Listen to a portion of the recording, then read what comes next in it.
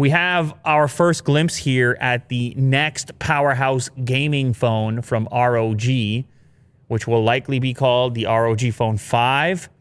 We have seen some new angles in a new regulatory filing, which, you know, I don't know about you, Will, but there's few things that get me going like a good regulatory filing. What's that? That just gets me riled up. Okay. I'm saying there's nothing else. Nothing else. No, okay. no. Not a highly anticipated Hollywood film, not a enormous sporting event, not a fine meal. No. No. I just sit and wait for a hot regulatory filing. Okay. Or the right stonk. All right. Well, I just like the stock. you do you, man. How long are we gonna do the stock memes for now? I mean, we got to keep it going, I guess. It's gonna be for a while. Forever. It's gonna be for a while. It's Wall Street Bets is 7.5 million members. This is a force to be reckoned with. Will you do? Yes. You can't. It's a whole culture. So inside of this filing, you get a device that looks a lot like the previous version, which was, as I said, a powerhouse device. It was like overclocked, a ton of RAM, super fast display. It was all about gaming and game styling as well in the design.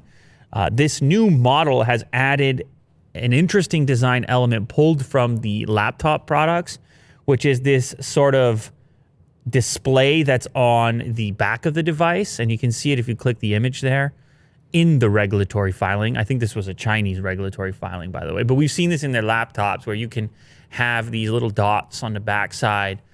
It can either be a logo or it can be a message or something that scrolls.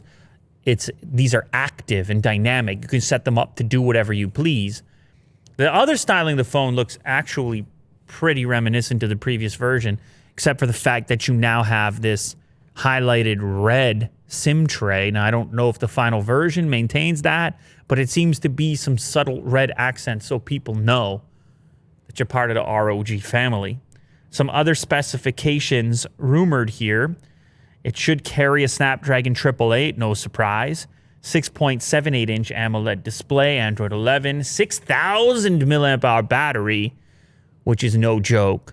I could see this being an option for some people who may have been in the market for, say, this Ultra phone from Samsung, but maybe they're more on the gaming side than they are on the camera side. And I don't know what the camera's going to be like on this, but once you get onto the gaming side, then that battery life really comes into play. And I'm not saying the Ultra has a small battery, but 6,000 is big.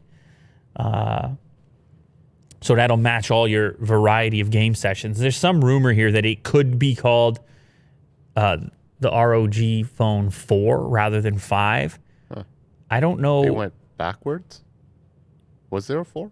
No, I don't think there has been. I think there was a 3, and I don't know why it's going up to 5. But anyway. 5G maybe?